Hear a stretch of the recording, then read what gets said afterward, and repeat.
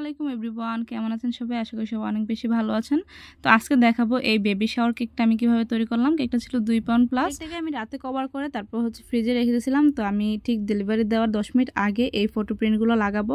তো যেহেতু 10 মিনিট আগে এগুলা কাটতে আমার অনেক বেশি টাইম লাগবে, তো আমি কিন্তু এভাবে এগুলা কেটে রাখছি। প্রথম যে ছবিটা দেখালাম ওই ছবিটার মতো কিন্তু সবগুলো ছিল। যেহেতু কাজ করতে অনেক বেশি ঝামেলা হবে, মানে ডেলিভারি দেওয়ার 10 মিনিট আগে এগুলা কাটতে গেলে কিন্তু অনেক বেশি ঝামেলা হয়ে যায়, যার জন্য আমি এগুলোর পিছনে কিন্তু কস্টিপ ইউজ করছি। কস্টিপ ইউজ করার পর আমি তারপর এগুলো শেপ মতো কেটে নিছি। এতে করে কিন্তু দেখা গেছে কাগজগুলো ভিজে না।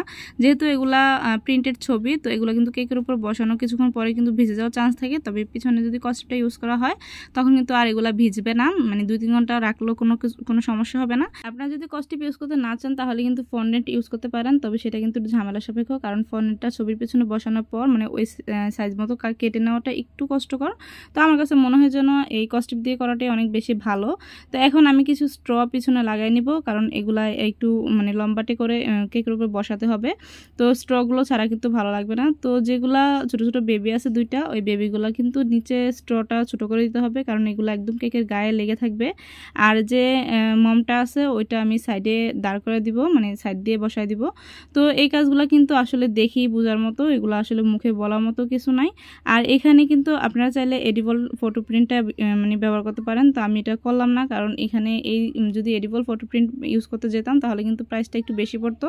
তো রিজনেবল প্রাইসের মধ্যে আমার মনে হয় যেন এটাই বেস্ট। এই ধরনের টপার কিন্তু বিভিন্ন পেজের মধ্যে কিনতে পাওয়া যায়। তো আমি আর ওই কিনি ঝামেলা গেলাম না, কারণ দেখা গেছে কিনা তারপর ডেলিভারি চার্জ দিয়ে আনা অনেক বেশি সময় সাপেক্ষ, যার জন্য আমি এগুলা সবসময় গুগল থেকে ডাউনলোড দিয়ে তারপর স্টুডিওর মধ্যে গিয়ে কিন্তু এগুলা প্রিন্ট করে নিয়ে আসি।